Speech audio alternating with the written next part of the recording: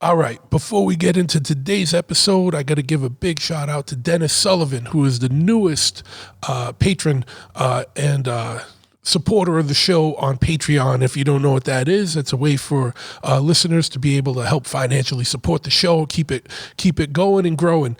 So go over there, check out www.patreon.com/bigtruth, and there's 4 different levels of sponsorship that you can get involved with on that, and each comes with their own exclusive benefits and special shit that comes with that.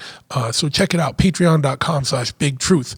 Everyone else that listens to the show, I fucking gotta thank you too. Like, so, anyone that supports, that fucking listens and subscribes and spreads the word, I fucking thank you, because it means a lot, and the show's growing and gaining momentum, and that's a big thank you to all of you for that.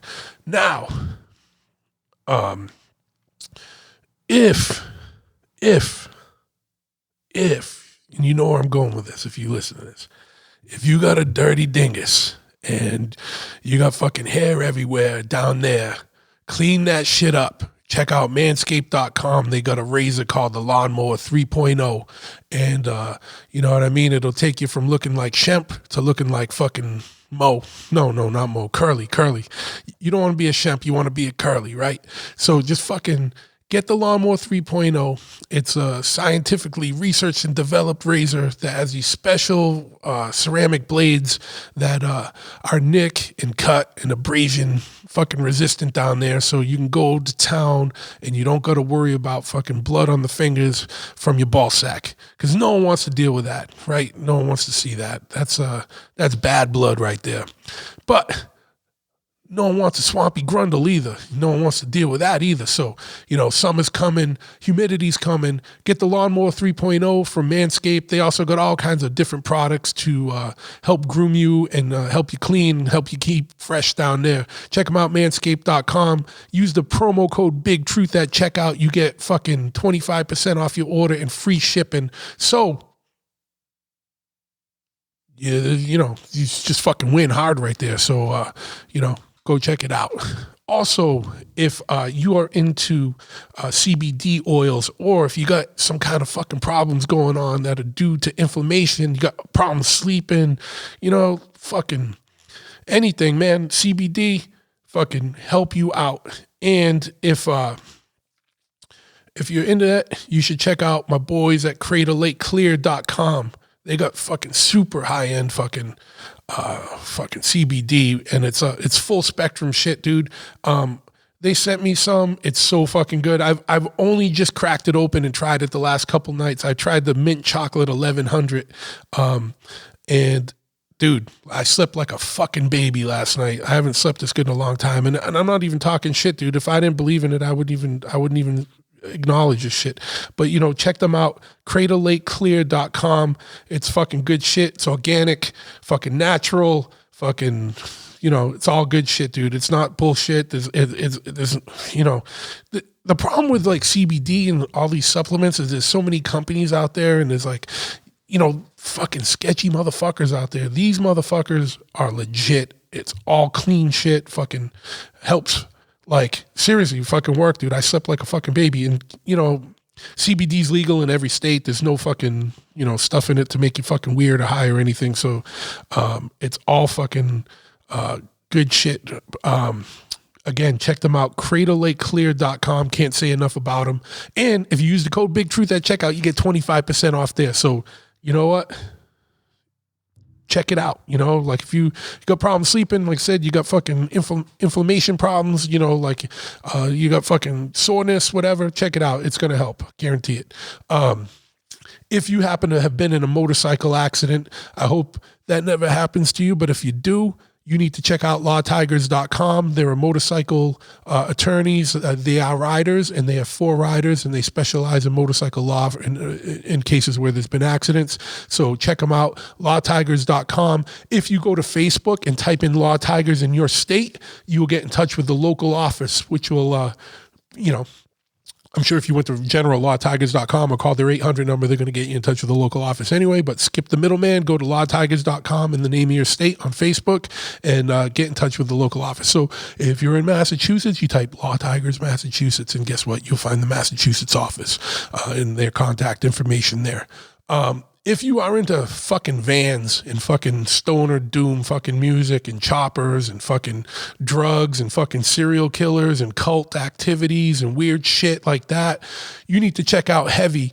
And Heavy is a clothing brand that is fucking centered on all these fucking things. So it's fucking rad shit. Heavy.bigcartel.com and on Instagram at Heavy Clothing. Check them out. It's my man Zach. All fucking legit shit.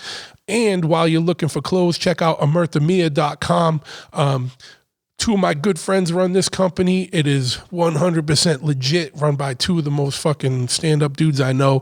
And the whole clothing company is, you know, code of the street shit, fucking code of silence shit, gentleman's code shit, fucking, you know, basic fucking get through life the right way type shit. Check them out, amerthamia.com. Omerta is, you know, they got everything, dude. Fucking hats, hoodies, fucking scarves, fucking t-shirts, fucking whatever, you know what I mean? Underwears, fucking whatever, you know what I mean? Fucking, and most of their shit's on American-made apparel wherever it can be, and they screen everything in-house and fucking do it, dude. Like, and, so check them out, amerthamia.com. Use the promo code Big Truth at checkout. You get 20% off your order there. You know what I mean? Can't fucking lose. Fucking saving your money left and right. You're going to sleep well. You're going to fucking look sharp. And you're going to be well groomed. And you're going to save money doing all that shit just by listening to this show. Pitchfork New York, pitchforkny.com. Another clothing company, also record label. Check them out. My man Warren and Co. do fucking rad shit. You know, they're a staple in the hardcore metal and punk rock scenes. So check them out. They got all kinds of rad designs. And they also have this back to school 7-inch series. It's all limited edition, different color vinyl ways, collectible, highly collectible 7 inches by bands that you know and love. They got an East Coast band on one side and a West Coast band on the other side of the 7-inch. So, you know, it's like Sick of It All, Count Time, fucking Rancid, Murphy's Law, fucking all kinds of shit that you will be into. So check them out, pitchforkny.com and on Instagram at pitchforkny. And if you're into choppers and fucking motorbiking and building bikes or working on bikes or riding bikes, you need to check out Chop Cult. They are the biggest information clearinghouse on motorcycle shit on the fucking interwebs. So check them out. They got a online message board. It's broken up by topic, all kinds of rad shit. They also have an online swap meet where you can buy, sell, and trade parts. They got an events page that tells you about motorcycle events happening all over the world. And you can sign up for a newsletter and they'll have information pushed to you. And, you know, it's all kinds of rad shit on there and it's absolutely free to join. They don't ask you your credit card or any sketchy shit like that. So check them out, chopcult.com. On all the social medias, simply at Chop Cult. And you should also help, check out my shop, choppahead.com. Especially if you're in New England, come on by. We're a brick and mortar full service motorcycle shop. We do everything from an oil change to build you a full custom chopper, everything in between. We sell parts, we sell apparel, we sell riding gear, we sell swag, we sell helmets, fucking gloves, fucking whatever. Check us out. And if you're not local, go to choppahead.com and get yourself a t-shirt or fucking support that way. I appreciate it and we love you a long time for doing so. But definitely if you're in the area, come by, because there's nothing worse than like buying a helmet online. It's the wrong fucking size. You got to send shit back, pain in the fucking balls.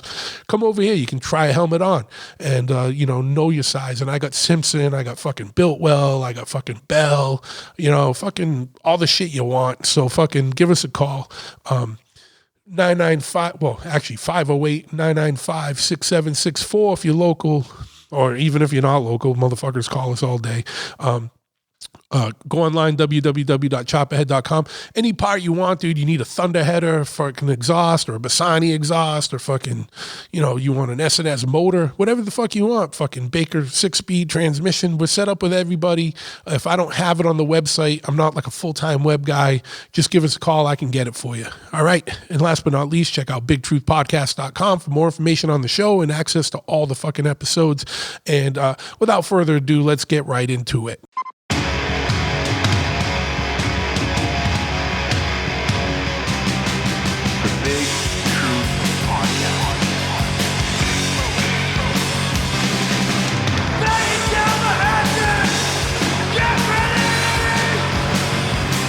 Ignition sequence start. 6, 5, 4, 3, 2, 1. We have a liftoff. Yes, once again, we got liftoff. I want to thank you for tuning into this episode of the Big Truth Podcast, and I'm here with my man, sorry, man's getting over this COVID shit, but I'm here with my man, Nino Nunziante from fucking the Firm Clothing Company out in sunny San Diego, California. It's like fucking 16 degrees here right now, so we're miserable Boston, but he can commiserate because he's an old Boston head, and he was bi-coastal for a while, and now he made the smart choice and stayed out there. So what's up, Nino? What's happening, man? Oh, what up, man? Dude, before we get into this, I just realized, am I following up your manscaping commercial? Oh, absolutely, man. You got something to add? You got something to add? Dude, there's no way. That's a tough thing to follow up, man. You kill those things. I was listening to one of the podcasts the other day. I was laughing my ass off, bro. Yeah. I gotta get all of those and put them on one thing and send it over to them, because I don't know if they understand the stupidity of how long, especially especially when we do the those roundtable episodes and we get fucking hammered and then I think that's what I was listening to. Yeah, then we record the commercials. Like, so I don't know if I should send that to him or not. Is the thing, like, because basically I only agreed. Like, obviously, it is what it is, and I don't give a shit. Like, everyone, like, I paid enough dues in the world. You know what I mean? In the worlds that we're in, like that. People are like, oh, you got corporate sponsors now. I'm like, look, they reached out to me and they said basically, I was like, all right, so basically you got a ball raiser, right? Like, and you want me to put it out.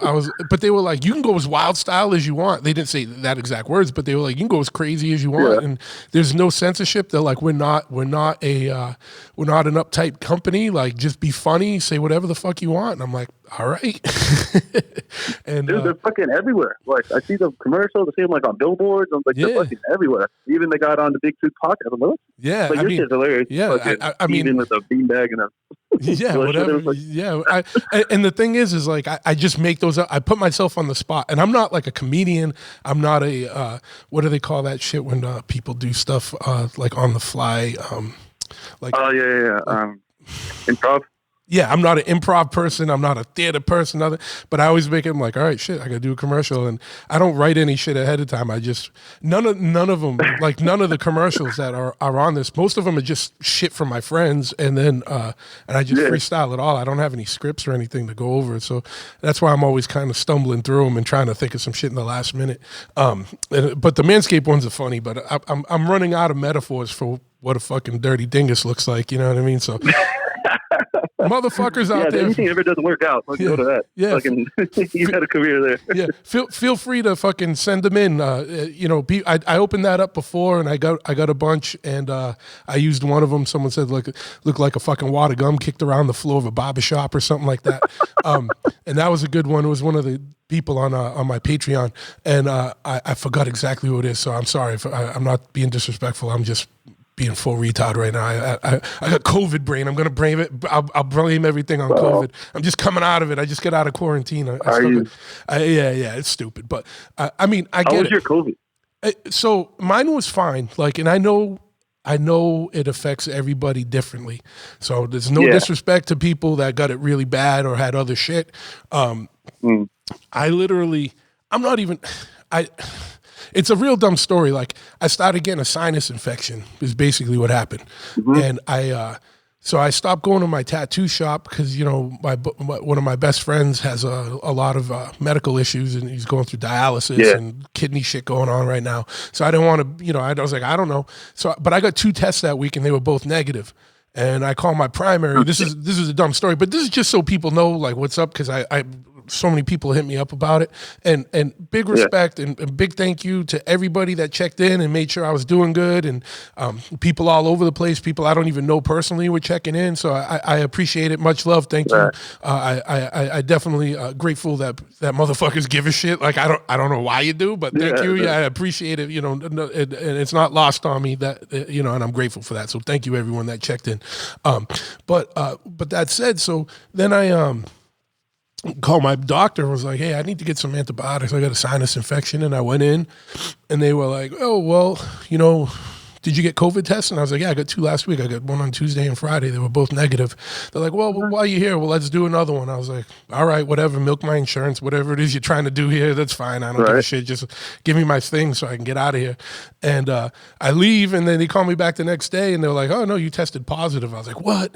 But, you know, I didn't give it to anybody. Anyone I was around, everyone stayed negative, like, you know what I mean? So I don't know. But, I mean, honestly, the whole experience was like, once I started taking the antibiotics, my sinus shit started feeling better, and that's all it was. It was like I had like a sinus infection and like a head cold for like a week. That's all it was for me. And once I started taking the antibiotics, it fucked my stomach up a little bit. But you know, I think it was more from the antibiotics, not from being sick. I didn't lose my sense of smell or taste or any of that shit. I didn't have any breathing issues or anything really, other than, you know, you can still hear it. You know, I got sinus shit going on, but I get that. I get hay fever and shit, so whatever. But yeah, that was it for me. I got my shit right when we.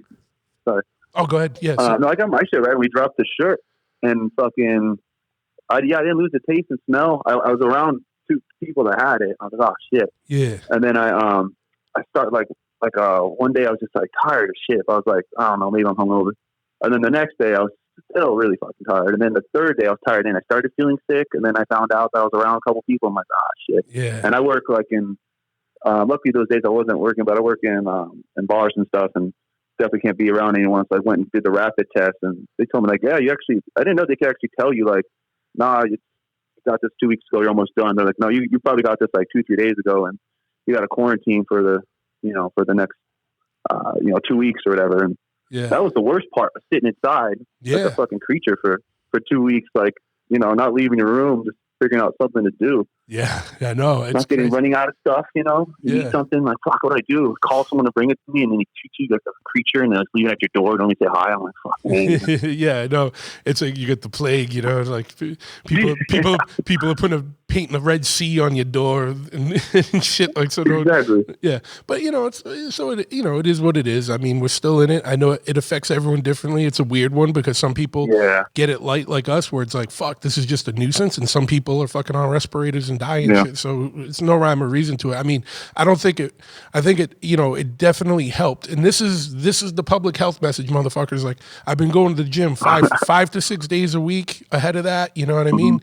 And I've been taking my quercetin, my zinc, my vitamin C, and my vitamin D. So that's probably why, you know, it didn't hit as bad, because I've been taking that all winter, you know, pretty much all through the pandemic. Like, once that shit started, and you know, mainstream media never tells you about that stuff. They just want to keep you scared and fucking afraid and in your room and whatever. You know, just take all that shit, you know, like, and it's gonna help you. Like, and most people have vitamin D deficiency anyway, so it's not gonna hurt you. You know what I mean? So, no, 100%. No, I did the same shit. I was taking all that same shit too. The zinc and the vitamin D and even like garlic pill. I guess that helps too. Someone told me that. Everyone told me whatever worked. I just tried it. Yeah, and you're wearing the mask all the time, and you still get it. So I'm like, what the? Yeah, exactly. Breathing in all my own air all the time, and then fucking wearing this stupid mask. Yeah, it's gone nuts with the mask. I can't do it anymore. It's just driving me insane, keeping the goddamn thing on the face. I know. My favorite thing is that everyone's getting the vaccine, and when you get the vaccine, you still have to wear the mask and social distance. I'm like, well, what's the benefit of getting the fucking vaccine? You know what I mean? Like, I don't know. I ain't getting that fucking thing. It just came out. I'm like, it doesn't take like years to develop vaccines. Like, how are you gonna just start shooting some shit in you right now? Like, I don't know. And then right when we get done with like this, like the first corona, like the media is like, all right, people kind of figured out that people aren't freaking out anymore about corona. Not like they were like in the beginning, you know, in the beginning it was like crazy. Everyone thinks they're going to die. And then people kind of figured it out. now they're like, oh, we got this new Corona now. Yeah, these super other Corona. variants that'll come and get you. Yeah. Super Corona will get you. So go back inside and listen to what we say. You know. Yeah. Anyways. Corona, anyway, at the end of the day, turn off your TV, go outside and enjoy life. That's what you got to do. That's how we're gonna all 100%. Get through this and get over it. Don't be fucking scared. Don't hate on people. Just fucking go do your thing. And exactly. if you want to stay in and you want to wear a mask and do all that, hey, that's your fucking right. You know what I mean? But don't get pissed if other people want to be out and about. Like, it's fucking crazy. Yeah.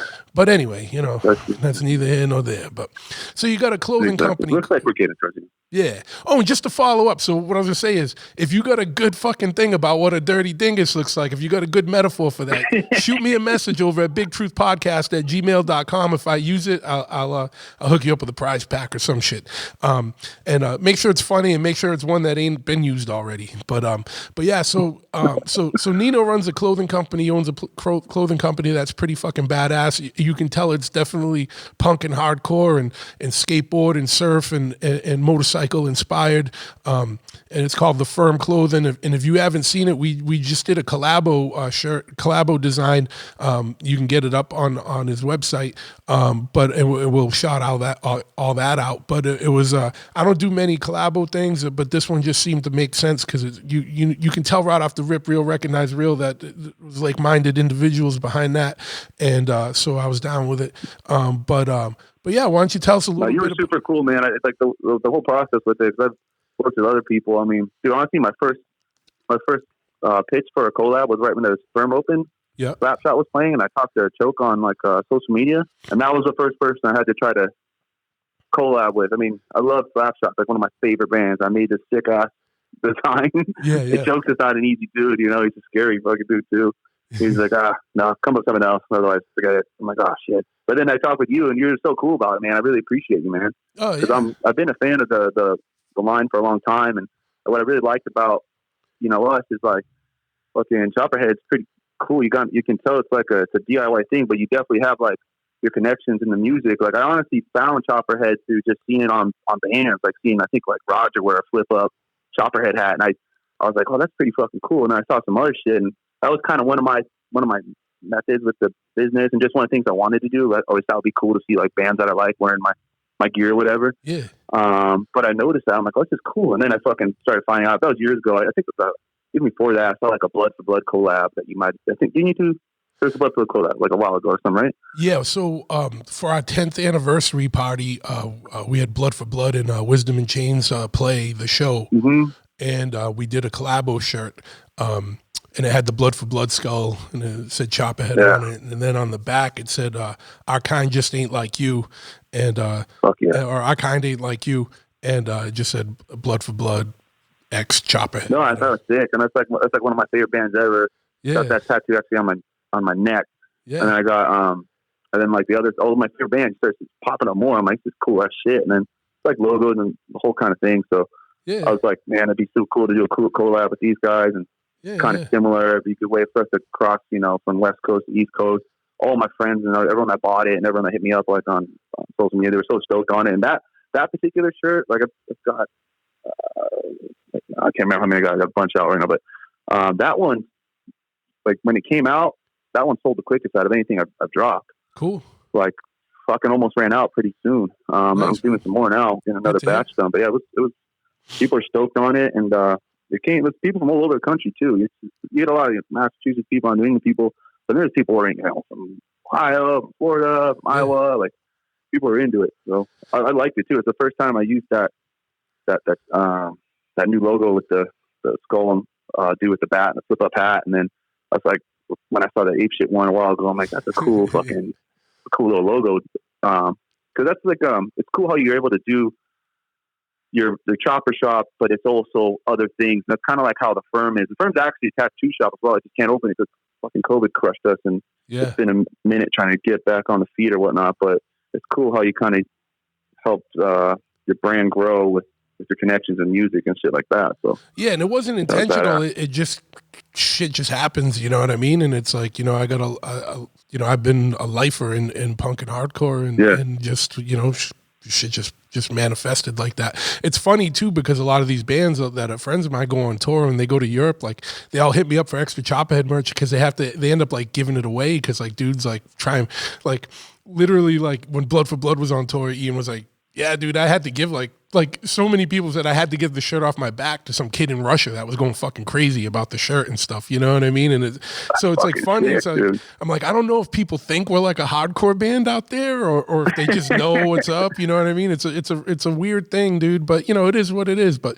it's just funny shit. So the Firms, you got a tattoo shop and then you start a brand, you know, centered around the shop. Is that kind of what? Well, so the shop was the way it was set up.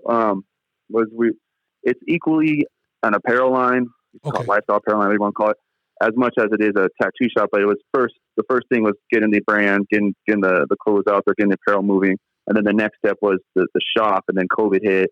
Okay. I was partnered originally with this big apparel manufacturer, super cool guy that's in the metal and got like an old Navy SEAL and like just has 20 brands they produces for. It was really cool to start with him, and ended up kind of wanting to do it more DIY, punk rock, more my style, and I do it all on my own. But so the shop kind of had to take a back seat for a little bit. But the Firm is all about the way I describe it is music, tattoos, and value. Like it's just the inspiration for a lot of my shirts, for a lot of my logos, for a lot of things to come up with. It's just having like I don't know, a lyric I heard in a song, like something like that. And then tattoos. Like all my friends are tattoo artists. A lot of them design some of my shit. Like I told them, like, this is what I want to make. This is this is the logo that I want to come up with. I'm not like an artist and can't draw like these guys do and whatnot. So they'll put it together, and I always try to work with my friends with all the shit that I do. And then the values part is just like kind of what you get when you grow up in hardcore and punk rock. You do actually, people don't realize that shit. They see, I stopped doing the whole Mohawk thing like when I was like 14, 15, and I was just. But it's in my heart. Like I'm always going to be having on, like if I'm not wearing a Firm shirt, like a band T-shirt, like collected merch for years, and it's kind of my thing. But it's definitely the values part comes from what we get and from that music. Shirts like I got one that says 5 people, not dogs, or one that says I count me in. I was actually one of the last shows. The last show I went to was Death Before Dishonor and Madball out here. And Brian, I was talking to him. He was so stoked on it because that's like one of my favorite Death Before Dishonor songs. But I was also like, that's my mindset. I'm like, well, fuck, whatever happens, count me in, whatever the fuck you guys want to do. Kind of that's the values part that comes with it, Yeah, absolutely. But I guess with the company, it was tough going through this COVID thing these last years. We were supposed to be at all the music festivals and tattoo conventions and doing all these things. Like I had the sick ass grand opening show that like literally supposed to be in the end of March, and then we kind of got lockdown started like middle March or something, right? Yeah, some shit like that. We had like bombs playing. It was going to be literally, because I was just gonna say in my Instagram feed, like it came up like the last show I was at was like March 15th or something of last year, and it was Murphy's Law, and so it was like literally like I don't know when it was out there, but in Boston it was like sometime in mid-March. You know what I mean? I can't remember the exact date. Mm-hmm. It's on my feed. I can't remember exactly, but so you guys had like a big launch and then couldn't do it. Oh, we did the launch, but then we were gonna have like it was like fucking it sucks. We spent so much hours making these things.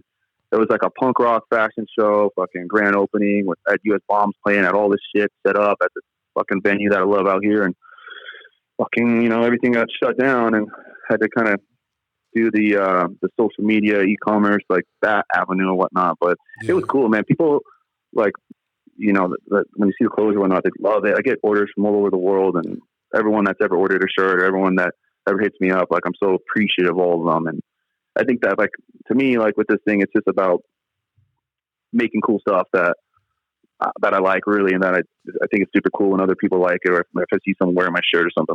That's the coolest thing. I'm not in this for money or any shit like that. Like all the money I get, I just put right back into it. Just being so young into this thing. Yeah, and that's what you got to do, man. That's the people with perseverance and that surviving this shit are the people that throw the money back in and don't just take the money and run, because you just got to keep building it and keep spiraling, and it's just that's just how it works, dude. Like in these little world, like subculture world, it's not like very rarely does someone break through and just become like a millionaire out of this shit. You know what I mean? Yeah, it's like some people think that's like a thing. Like they think you can just start shirts and I will be like Nike. Yeah, no, it's not gonna happen like that. Dude. I'm gonna be the next Supreme. Yeah, right.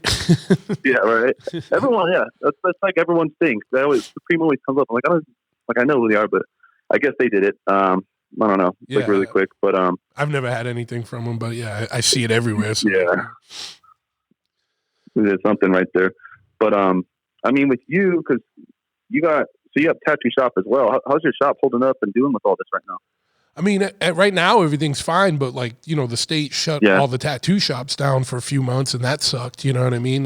That we wish. Yeah. The state shut all of them down for like 3 months, and that was tough, but right now it's fine. It's bouncing back. There's a lot of extra regulations and it sucks. Like there's just like little inconveniences with it. Like people can't bring people in anymore. Like you got to just come in by yourself or maybe just one other guest. Which in a way, I honestly, that one, I'm like, that one's pretty cool. Like, you don't need 30 people with you like, holding your hand when you get a fucking tattoo. It's annoying. Fuck. But, I don't tattoo. I do removal. I'm the same as you. I got ideas for graphics, but I just can't physically draw. So I got my brother Dan at the shop that I'm like, dude, yeah, you want to do this? And he's like, yeah, fuck yeah. And he's like so nasty, and we're on such the same wavelength. I can just say, I want to do this, blah, blah, blah, blah, blah. And he just fucking does it. And if he adds anything to it, it's shit I would have, but just didn't think of. So it just works out fucking perfect. But yeah, so, it's doing good. Cool. But the only thing that sucks for me is I do laser removal, and having to wear a mask and the goggles, they steam up like instantly, and I can't see fucking shit. I'm just firing lasers fucking willy-nilly.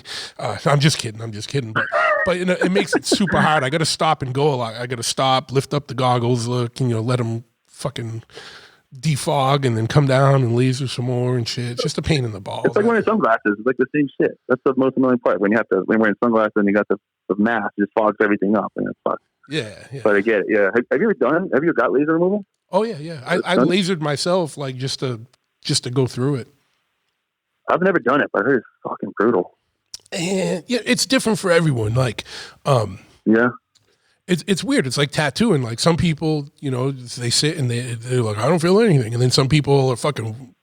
Like it sounds like they're getting tortured. It's the same thing with lasering. Like, depends where it is. Then it just depends on the individual. Like some people are like, wow, this was a lot easier than getting tattooed, and some people are like, oh, this fucking sucked. But there's, this day and age, there's so many like topical lidocaine creams and shit people can do to kind of like numb it up a little bit beforehand.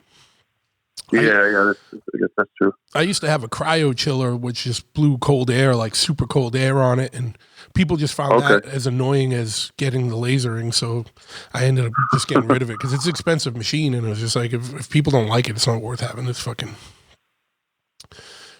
How long have you had that shop for? I've been doing laser removal for pretty much almost 11 years, but the shop is actually. I became partners with like one of my best friends in 6th grade. And he had owned the shop before it, and I just became a partner in it about 10 years ago, 11 years ago. And but it's like actually, I think it's like the second or third tattoo shop in Massachusetts, and now it's like the longest running tattoo shop, so it's got a lot of Massachusetts is a trip, man. Yeah, it didn't get legal till like, not too long ago. It was like 15, 20 years ago. Yeah. You know what I mean? Like it wasn't all too long. You had to go to like New Hampshire and shit like that, right? Yeah. We used to have to go to Rhode Island or New Hampshire to get tattooed. That's crazy. Yeah. Because I went there for college, and I got there in like 2005, and tattoos had like just become legal, and people would trip out because I'd already been getting tattoos. I was like 17. I was lucky. Like two of my really good friends I grew up became like amazing tattoo artists. One went to LA and tattooed under at Shamrock Social Club, tattooed under Mark Mahoney. I don't know if you know who he is. Yeah, He's from Dorchester. Yeah. But he's like a legend of legends. He's been tattooing since like the late 60s out there.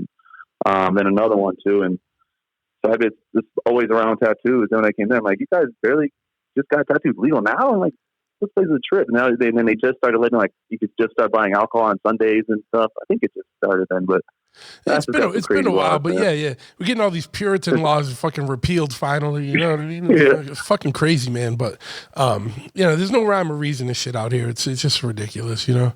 But the problem now is that there's too many tattoo shops, and it's like every fucking dude that's been tattooing for 3 months now wants to open a shop, and it's like, dude, you ain't even qualified to really tattoo on your own yet. Why are you opening a shop? You know what I mean? Like, and you know, but that's it happens everywhere, and then the cream rises to the top, and the fucking scratches fucking flop or do whatever they do. You know, the shit I envy the most is the people, like, I got a little bit of it because I started getting tattooed in like '02. I think it kind of got like really commercial by like that, like '05 or maybe '07, something like around then.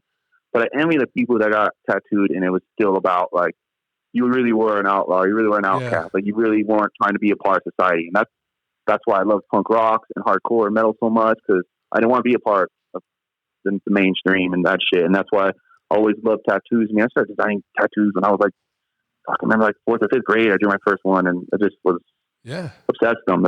My mom always told me, she's like, if you ever get a tattoo, I'll fucking kill you. And somehow she saw my first tattoo. That's what happens when you have a mom from Puerto Rico, and she really will kill you. And so she fucking kicked me right the fuck out right away. I didn't know how she even saw it. It was on my back, but I always just envied like those. When you see like the Agnostic Front guys, their tattoos way back in the day, or like some other guys, or I remember some of the guys in the scene in Boston back in like the mid '90s, and the way they were tatted up, I was like, fuck, now I glory. I wish I just started doing when I was even that younger, because that's just a totally different scene, a totally different thing. Now tattoos, I just feel like they lost a lot of the meaning, shit like that. It's like it's a different thing now. Well, yeah, I mean, it's like socially accepted and whatnot. I mean, and it's a weird thing with these subcultures, right? Like the things that, so I think about this a lot. Like what got me into punk rock and hardcore is that it was like different. It was obviously, rebellious with this and that, but it was antisocial, and it was against the grain. And it was like, I don't want your fucking world. Like, I don't want to be in your fucking world. And it was fucking, our own little thing. And you had to, especially in Boston, it wasn't, you had to like, you had to make your bones and get in that shit. Like before, it wasn't like, happy posy fucking whatever. It was like, who the fuck are you? You know what I mean? Like that's, and then, you hung it around and you did it and you got through it and you fucking, paid your dues and you got respected. And it was violent and fucking crazy and fucking dangerous. And that's what got us. And tattooing at the time was the same thing. Like I remember the best card ever was my friend Don and Mike have a shop called Art Freak in Providence, and their card used to just say sailors and convicts. You know what I mean? And at that time, it was a pirate. It was a pirate tattoo shop, man. Like, you know what I mean? Like you went in, you didn't feel welcome until you fucking earned your place there. Like, people just like, hey, what do you want? You know what I mean? And like you'd sit there in the waiting room for like an hour. You know what I mean? Like, and we were kids and dopey, and we'd go in there and hang out. And then like Don's still my friend, and his little brother, Mike is like, I've known him since he started, and he's one of the nastier tattoo artists in Providence, like, and it's just crazy, like you have to pay dues and it sounds like the old man, like, oh, in my day, but it's not. That's what made it cool. Like it wasn't like you couldn't just be like you couldn't just fucking jump in, but you could if you were cool, like and you got it, but like you couldn't just be some mainstream motherfucker and then like go to Hot Topic and buy a fucking a fucking Bad Religion t-shirt and just and be a punk rock person. Like people used to get checked, you know what I mean? Like and people and that's couldn't just jump in and get a neck tattoo and a hand tattoo and that'd be your only tattoo, Yeah, no, so tattoo artists wouldn't even do it. I'm just an asshole, but no, they wouldn't even do it. They'd be like, yeah, you didn't fucking earn that. Yeah. Like you go to your hands when your arms are full and you got nowhere else to go. You go to your neck when your chest is full and you got nowhere else to go. And right. I'm not an ass. No, that's what it was. Like that was like, and you wanted to be a tattoo artist, you fucking apprenticed and you paid dues and you fucking you cleaned toilets and mopped the floor and fucking, you did all the shit. You made needles and fucking did all that shit before you even touch the gun before you even touch skin, you know what I mean? And you paid dues. You didn't go to fucking tattoo college from AKA clown fucking college and fucking come out and be like, oh, fool. It's these TV shows, and it's like weird. It's a blessing and a curse because we also get harassed a lot less now because everyone's got tattoos. Like, you know what I mean? Like the cops don't bother you as much because everyone's got all the fucking cops got fucking tattoos now. Like, you know what I mean? Or whatever. Yeah. And so like, you know, but I know what you're saying exactly. Like, I miss when a tattoo on the neck fucking meant something. Like, there used to be a dude in Boston, Castle Neck. Yeah, he was like the first dude with a neck tattoo, and you were like, oh shit, this motherfucker's fucking serious. And he was. He ended up fucking shooting his girlfriend in the fucking head, you know, like in the fucking right in her store she worked at. You know what I mean? He was a fucking crazy dude. You know what I mean? And it was weird. I saw him like the week before. He was a Boston hardcore dude. Like, you know what I mean? He'd be at every show. He was a good. Whatever. He was a nice dude to me. You know what I mean? And you know, whatever. Like, you know, and he just snapped one day. I guess, you know. I don't. You know, the story's the story, but you know, that's what I mean. Like, you know, like if you had fucking throat tattoo, like you were a motherfucker, right? You know, like it wasn't like, you know, whatever. It wasn't like, you know, you singing a screamo band, you know what I mean? but that's what was cool. It's like it was smaller. It was more you paid dues and earned your place, and it was smaller and more tight knit, and it was us against the world, like the regular society. Like we were fighting fucking cops, we were fighting jocks, we were fighting fucking, fucking, whatever dudes, like, you know what I mean? Everyone, like, everyone else, you know, like fucking, and fucking, and you know, so it made it stronger. And now it's just a lot more watered down and a lot more mainstream. And the tattoo world is like that too because of all the TV shows. I think it's the tattoo world's changed the most because now it has to be so customer oriented, or, you know, people come in like, oh, I went in and I didn't feel welcome. So I'm giving it 1 star because I didn't feel welcome when I went in, you know. It's like, fuck you. Fuck you, fucking. Yeah, don't fucking come back. Yeah, don't come back. Yeah, but you know what I mean. Someone can put the thing on Yelp and fucking destroy a shop because they didn't. You know, and it could be the best tattoo artist in the world, and you know, like, but everyone's like, you know, like, but that's the thing with the social media and all the internet access and all these things. I fucking hate Yelp and all this shit. And just, you know, ruins people. Or they try to ruin people. Most people, like, they love their tattoo. They're like, I work in bars and whatnot. And I have like a bartending school. Like, people like my shit. They're just gonna come back.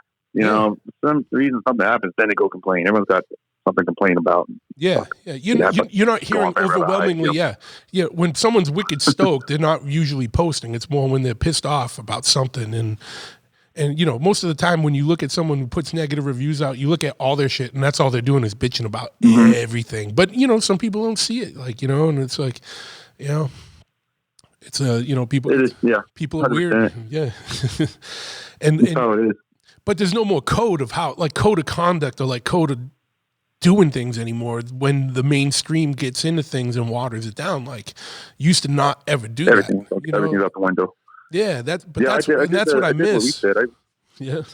I went arms first. My arms had to connect through my whole chest, my shoulders, to my bottom, like literally from wrist through chest to my other wrist. It had to all connect before it even touched the hands. I'm like, I'm not gonna, you know, that's the way you do it. And I did my shit through like time. Like when I see someone that just gets like, they're like, oh, I got 6 sessions to get tattooed this month. I'm gonna have both sleeves done at the end of the month. I'm like, kind of like cheating. Yeah. Like you should.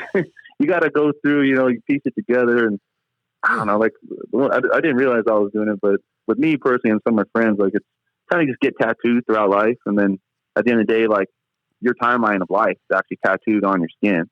You know, if people know what they're looking at. Maybe it just looks like some crazy-ass skull. Be like, fuck, at that time in my life, I was into crazy-ass shit. Yeah, and that was something that kind of reminds me of that thing, or like that blood for blood tattoo I'm talking about, like, I love blood for blood, but that tattoo to me represents my time in the Boston hardcore punk scene and that shit. So it's things that kind of you should piece together through your life instead of just getting it all done in one and scribbling over your face and all this other shit. Yeah. Well, that's the new thing.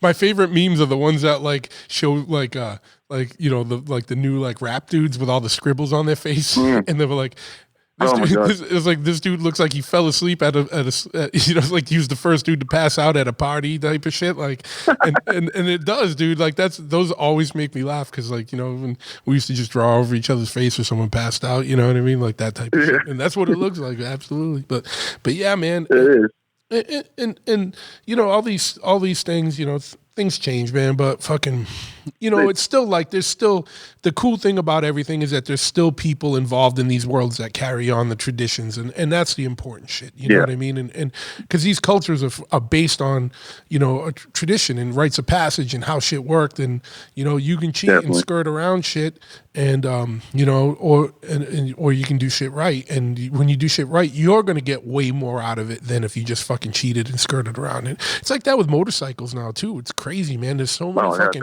watered down motherfuckers involved in this shit now, and it gets me bummed out sometimes. And the same way it gets bummed out when watered down motherfuckers involved in hardcore or tattooing or any of the worlds that I hold sacred and have devoted my life to, and but it's the same thing there, man. So there's real motherfuckers still around, and then there's a lot of fucking people. And it took me a long time to just learn to ignore the watered down motherfuckers and not get like too offended by it. You got a business. Yeah. You can't be like, fuck you, because like this is bullshit. You gotta you still represent the business, still gotta make money. So okay, you just kind of gotta accept like the times are changing a little bit, and it's what it is. What am I gonna do? Say fuck you every day, or just call someone out every day, or just kind of move on with it. When I see someone come up to, I don't know, the bar or something, they're wearing like a Ramones or a Misfits shirt, and I'm one of those guys. I'm like, fucking no, you don't even listen to them. Yeah. I could ask you right now for one song when you say it, but I'm like, never mind. Yeah. I'm like, just go on with it. I'm gonna swallow it. I don't know. Yeah. Different times. Name me one song besides Blitzkrieg Bop, and don't call it Hey Ho, Let's Go. Just say the real name. You know what I mean? Exactly. But it is what it is. It's weird that it's weird that our shit gets co-opted by mainstream when we were younger, we were fighting the mainstream, like, and they were coming looking down on us, and it's like, it's so weird that it's all gotten co-opted to some extent, but it is what it is, man. So talk a little bit more about like the firm, what's going on with you guys now. And hey, a quick question. I know like, when shit launched and, COVID comes and fucking fucks everything up, because it fucked all our shows up and stuff up here too. No. But were you having problems even getting like blanks and shit? Like there was a while where I couldn't even get hoodies because all the companies that were making T-shirts and fucking apparel were all making masks. So there was like, for a while there was a shortage of like T-shirt blanks and fucking hoodies and shit. Like did you? It was a little bit hard to get some stuff, particularly if you have to come from other places. Like we've had to switch some of our blanks a couple times. I was lucky, like when I opened the firm, since I was partnered with a apparel manufacturer, like they had everything already set up. He fucking they make like over 100,000 shirts a month. Like we did everything right here. Like the only stuff was getting some things, but they have so many resources, and I learned so much stuff from them. Even just like like stealing shirts and stealing fabrics, and then also like, okay, this is our other option because it's hard to get some stuff, and with sweatshirts and whatnot. I just ordered some right now. I don't know how I got these Gildan heavy ones, but before I couldn't get some stuff, and I had to keep switching over and whatnot. Some pain. Yeah, no, I hear you. Yeah. So what's going on now with you guys? I mean, are you what's some of the plans for where it's going? Yeah. So basically, I mean, we're still, we're waiting to get out of this thing, but it's more like with the light at the end of the tunnel a little bit now. Yeah, like one of the things with the firm, like I said before, it was all about going out, and like I like being like talking with people, meeting them face to face, and letting them like understand exactly what the firm's all about. You can do only so much online, pushing the marketing online is great and it works, whatever. But I got a bunch of cool collabs that are coming out with some of my friends that I was talking to, and I mean, when I started, I had like over 100 designs. I've basically been designing shirts, and just like I've been designing tattoos for forever. And basically, my ex wife, whatever, she was just like sick of seeing me wear band t-shirts, and so that's all I wear is band shirts. I'm always gonna have like my Dickies or my whatever's on them, but it's always gonna be a band shirt. Like it's my thing. And so I just started designing them just for myself, really. And then so my friends started liking them. I kept growing and growing. And out here, I mean, you can do a bunch of different stuff. Like you can sell shirts like on the street, or like you can like go to like, I don't know, when they got these sometimes they have like these kind of open outdoor markets, whatever. You can sell stuff like they kind of let, you don't need permits to do a bunch of stuff. But you know, with it, I mean, I got so many cool designs that I can't wait to come out with and move. And it's all about really kind of waiting for that door to open a little bit. We're supposed to go on Red Tier tomorrow, which is going to help with, like, because we sell shirts in tattoo shops as well, and like my friends' barber shops and stuff. So that's going to help them out a lot, you know. But it's like, I mean, the next step, it's kind of the firm does a lot of stuff. You know, we tattoo shop, it's a apparel line, but we fucking shows. You know, we're like going all over the place, doing all types of things. So it's about really just once we can go and do it, you know, getting after it. But because of guys like you, or you know, when you got to play like the social media kind of route right now with a lot of people, and it's you know, sometimes you hit someone up and they're like, sure, you know, send me some stuff, I'll post it, or they hit you up and they want, you know, say they like your gear, I like to post, you know, if you want to send me stuff, post it. They do or they don't. But then you get guys like Wisdom and King, super cool. They post it, they send them some stuff, and like Craig from the Knox Front, you know, your homie, super fucking cool dude, post some stuff. You kind of got to use that route now. It's a different world. Like, I hate social media, but it's like you have to do it if you have a business. Like, you have to work it, you have to run it. It's the world now, you know. Oh, so it's crazy. It's crazy how much stuff's changed. Like using that avenue, like and just, you know, the marketing and whatnot on everything online and everything. So, but no, yeah, it's just a bunch of cool pieces coming out, getting ready to get into the spring and drop a new line. And like I said, I do it all myself now. So before, you know, it'd be like a meeting with like 20 people looking at all these designs, everyone's poking and prodding. Now it's be like, fuck, I'm gonna throw out this shirt with this little crazy dude that's a middle finger surfing a wave and call it Death Metal Surf Club and Surfers from Hell. And I don't got to ask anyone. I got to hear about a bunch of opinions, you know? I just throw it on there and boom, here it is, you know? Yeah. So it's definitely evolved a little bit to the process of it. But like I said, it's kind of me doing it more DIY punk rock, the kind of style I want to do, and just run with it.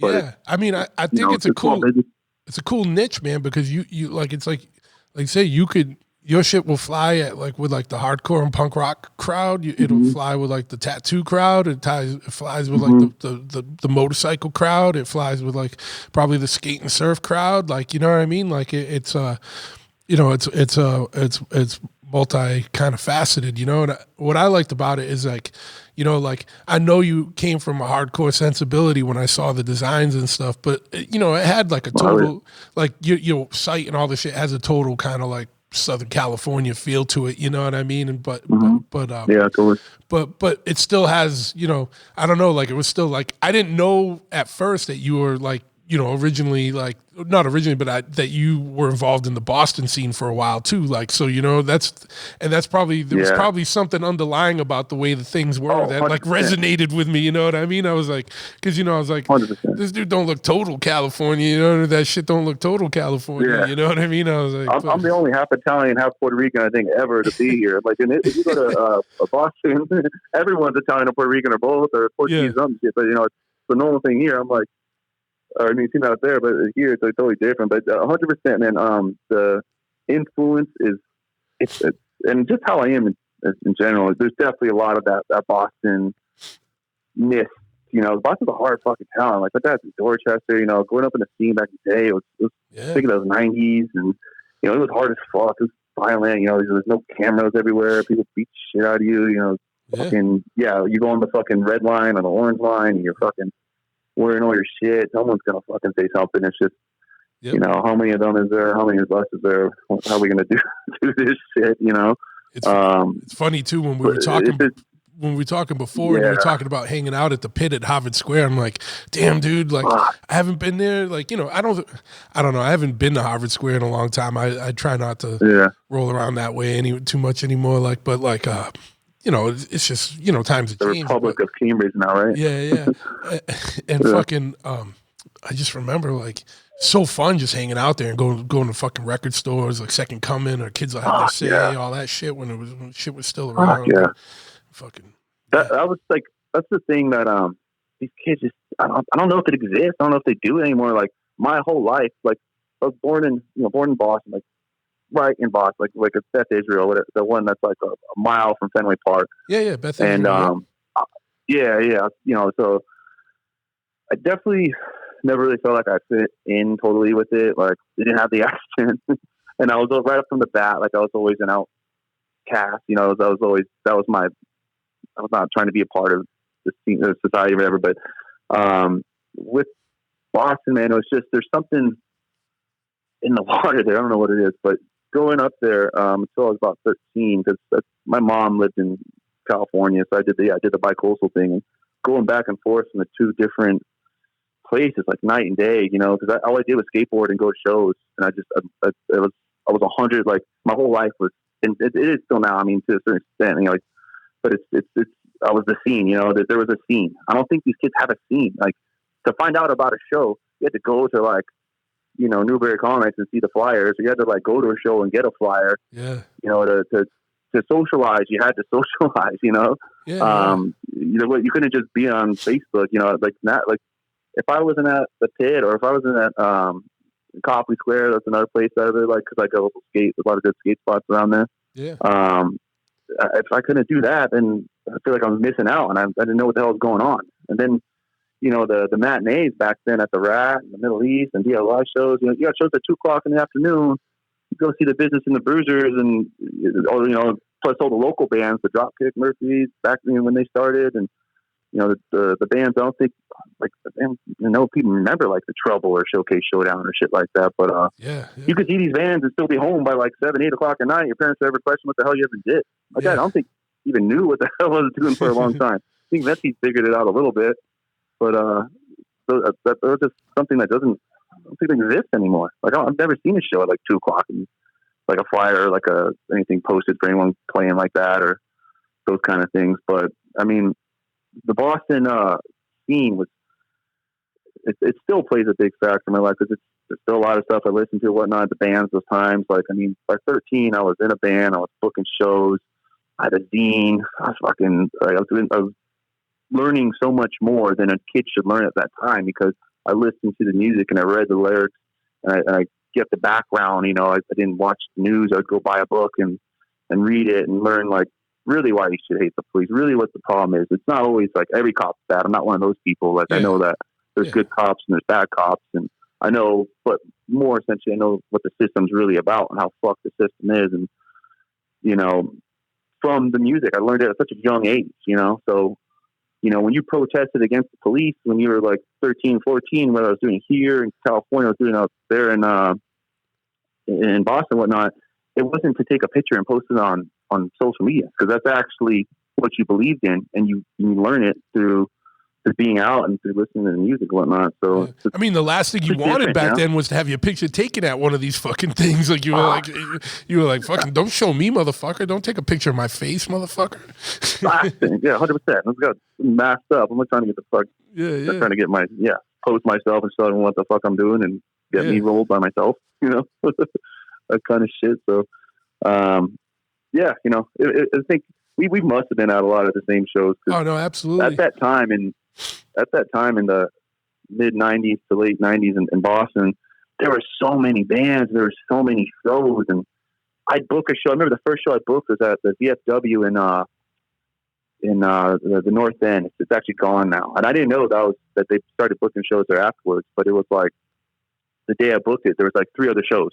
It was like Casualties were playing. I remember one slot, and then there was another one. The Unseen were supposed to play at my show, and they ended up bouncing out to go play with the Casualties. But I had like East Coast Panic, which had Al from the Piss, and the Piss were like one of my favorite bands. They still are, but from Connecticut, whatnot. And I just learned so much shit. There's just so many bands, so much shit going on. And when I look at like the old Boston stuff, and you watch like the early Boston, the SSD days and whatnot, it's just like they had a lot of bands then. So it's like, I feel like that was like the next cycle was like that time then. Yeah, there was shows nonstop. Yeah, it always seems to go in like 3 to 4 year increments. Like you had like the 80 to 84 or like 81 to 83, 84, like with the SSD, DYS, Jerry's Kids, FUs and all that.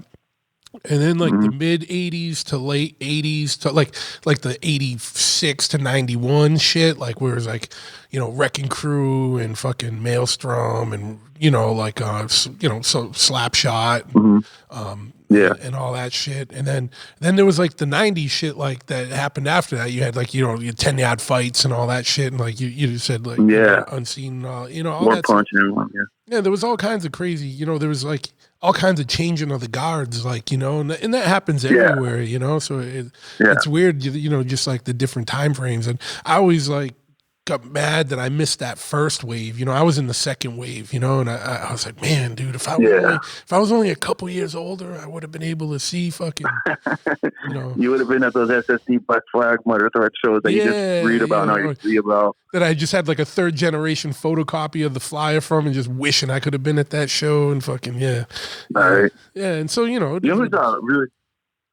really cool, talks about a lot of cool shows, Nancy Al's wife. Yeah. From SSD. You know her? Talk to her on see her stuff on like Instagram, whatever. Oh yeah. She's actually got some cool stuff. She just released a book about like the scene. She used to book shows, and she was just all in the middle of that time frame, like that early '80s, whatnot. Super nice lady. She helped me get some shirts to the guys that are still around, Jamie and Al and whatnot, and just super nice lady. She's like a school teacher, I think now. But yeah, she's got really cool stuff about. She was like, I don't know, with me with the shows back in the day, like I barely remember half of them because I was fucking also drinking 40s in the alley of the Rat before I went in these things when I was like 12, 13 years old, So it's kind of like a blur, but she's got great memories. She just posts these stories and makes me envy more of that. But like even with your times that when you started coming around, I guess we say like the late 80s, whatnot. I mean, yeah, those Slapshot shows, those early ones, because in the 90s they kind of disappeared for a little bit. They stopped playing like that late 90s, early 2000s. I'm not sure if they broke up or whatnot, but there were some bands like you didn't get to see that much. I think it was more about the beginning of the bands like the Unseen and the Dropkick and Showcase, and you still have like your Toxic Narcotic and whatnot. Like they've kind of been around forever. It pisses me off that there's not a documentary. There's not more respect, or I don't know if there's not respect, but the Rat needs something. I know, because the Rat was such a important factor in Boston music. I mean, and it was our CBGBs. You know what I mean? Yeah, that's 100%. That's how I always describe it. I'm like, that is the Boston CBGBs. Now you go to Kenmore Square. I think they got like a little plaque or something on that hotel or whatever or something. But yeah, it was so fucking. Cool it was so sad, man. Like Rancid played and in Boston, and afterwards we were hanging out. And it was like we went down into that hotel bar just to that one, and it was like recent. It was a few. It was some years ago. Now it was a few years ago. Now and it was like me and Lars and some of the fellas, and we were in there. We're like, this is the fucking Rat. Like fucking so sad, dude. It was so depressing, It was like, this is the Rat. Like, it was like, because that's where I cut my teeth, man. Like that was my favorite space in the world is the Rat, dude. Like I fucking miss it so hard. Dude. It was such a good fucking, some of my favorite memories were there, and I love the Middle East. I was at that last show there. Middle East great though. It's for sale. They're still around. No, it's there, but it's for sale, man. I hope it doesn't sell. Like, hope it does not sell. But like, because if it does, that's the last of the old Boston venues. For like, like I couldn't believe it was still there. Yeah. I was there. I was in Boston for 2015 as well. I had to go take care of my dad. He got sick a little bit. So I moved out there from 15 to 16, and I was like, couldn't believe that there were still like good shows. Like I went and saw like Knox Fun. Like there was some other shows there too. Like they still have. I was like, wow, that's cool. The Middle East is still around. Nothing. Yeah. We were at that show. We were at that show together. Like, so I was at that show. Yeah. It was like it was some of the mid '90s. I was gone because I was in Arizona from like '95 to '98, and I'd come back for like a few weeks in the summer and stuff. But like there was a few years where I was out, so I missed some of that stuff. But I was back in like '99, so we probably were. I'm sure we were at a bunch of the same fucking shows. But did you go to the last one at the Rat? Because they had like two. There was a Gang Green one that was at night. Or maybe it was like it was a 21 and up show. I think was King Green, and then the last all ages show. It was funny too. So the last all ages show at the Rat was fucking Unseen and Osrotten and Stratford Mercenaries, which was kind of cool because it was like basically craft. It was Steve Ignorant, and he had a bunch of dudes, like some guys from Buzzcock, some guys from like Conflict and Dirt, whatever. And so he had like made like this mega band, and they had like really good songs of their own. But I'm sitting there. It was a nighttime show, so the only way I could go to shows at night, because again I was like in 8th grade, I just have to like one of my friends' houses that parents like would let us kind of do whatever. I would just tell me, hey, I'm sleeping at my buddy's house, you know, it's whatever, like, you know, fucking can't get a hold of me. But somehow he found out that I went to the show, and in the middle of like Stratford, I think they were the headliners, like the middle of Stratford, I just feel his arm on me. And he pulls me out of the show. I turn around with my dad. I'm like, oh, fuck. I'm caught. I'm like, I can't believe you're in here. I'm like, what are you doing in this fucking place? He fucking goes and drags me out and fucking, I don't know. It was funny shit. But yeah, that last show was depressing. Because after that, it was like, okay, we still got the Middle East, but what do we do? So the DIY show, they started booking a lot. I probably booked like a dozen shows from like as a 13-year-old kid. Yeah. I was lucky because guys like, particularly the band is Dyslexics, and you would also just have like 7 inches, and it'd be like, you know, book us for, if you want to book a show, hit us up. You know, that's how I met a lot of bands. But still, Ken Casey, still to this day, that's how I met him, and he's the nicest dude ever. I'm still good friends with him now. Like when he sees me out in San Diego, he trips out. And last time they were out here, I was backstage, put us on stage for the show. That's kind of met him. But yeah, that's what we had to do. Is even more important than booking shows. But there was just DIY shows all over the place. Yeah. It was crazy. Do they still even do DIY shows like that? Do people still even do DFWs? Like, you know, oh yeah. There's a thing called Hardcore Stadium, and they book over at the Elks in Cambridge. My boy Jimmy and some other guys book over there a lot. You know, I know there's like basement shows around Boston, you know, but you know, it's not like the scene I'm in, like, you know, like, and it's just like, I think there's a lot of younger kids and shit, which I'm glad for, man. Like, and I hope there's more of it. And I hope there's so much more than I even know about, you know what I mean? Because like, you know, because that's the shit, man, you know, like that's, you know, that, and especially nowadays where there's no venues, I'm hoping fucking kids are doing more basement shows that like they keep it on the DL and, you know, not blasting out there, you know what I mean? Like, I fucking hope so, you know? And if it's not, what the fuck is wrong with you? Do that shit, man, you know what I mean? I'm 49, I ain't doing basement shows, like, you know, I'm like, we're gonna have a bunch of fucking my idiot old friends be like, well, you know, whatever, like, that's shit for kids, you know what I mean? And I fucking hope they do it, man, you know what I mean? But I mean, you know, I still go to clubs, you know, shows and stuff, but venues. You still go to shows as much as you did like back then? Absolutely, dude. Absolutely. Well, Me you know, too. I guess yes and no. Like, yes, because, you know, but the thing is, there's just not as many shows as there used to be. Like, it used to be. So it used to be like, you know, like a band would come through and they'd play Boston one day and Providence the next. Now, Boston to Providence is 40 minutes. So, of course, you're going to go to both, especially if it's a band you like, you know. So I'd go see the same show twice in a weekend, you know, and sometimes you go to Connecticut or wherever, you know, go to the New York show, whatever. But you know, like, but yeah, I still go to a ton of shows. Like, so yeah, maybe not. Like every weekend, you know. Well, go to a show just to go to a show, you know. But yeah, pre-COVID, yeah. Like when I was a kid, there was venues that we went to in Boston and Providence we would just go to every night. Like, so, you know, that's how I saw some shit that I never would have saw. Like I saw Smashing Pumpkins play at a room to like 150 people. You know what I mean? Like I didn't know who the fuck they were. Like we just walked in because we go to that club every night. You know, it was club Babyhead in Providence. Like, you know, and you know, we saw a bunch of different things there, like weird shit there, like, but like, you know, I wasn't even into it, but I was like, man, I wish I was knew what I was seeing at the time, so I could have appreciated it a little more. Not that I'm a big Smashing Pumpkins fan now, but like just being like, damn, dude, I'm seeing these dudes at the fucking beginning, you know, like, you know, and there's a ton of shit like that. But yeah, I still go to a ton of shows, maybe not as many as when I was a kid, just because there's not as many is the long and short answer to that one, right? But yeah, you know, but I still go all the time. Yeah, absolutely. You know, the problem is I'm the same exact way. Yeah, all my friends are in bands, or you know, it's the same thing. But most of my friends your friends are you got it different, man. You got a way better setup. You know, you're gonna be on stage, or you're gonna be chilling, like you're gonna have to kick it with your boys and see a show. So that'd be ideal.